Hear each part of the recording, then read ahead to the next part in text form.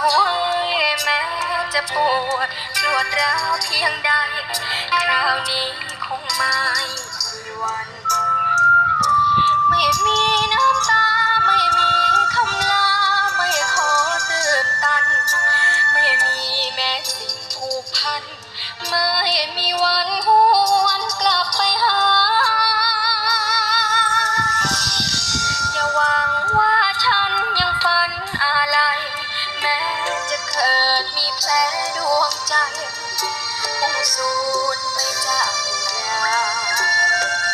สิ้นพลังเราสิ้นความมัวเมาสิ้นคำบัญชาสิ้นความรักสิ้นเมตตา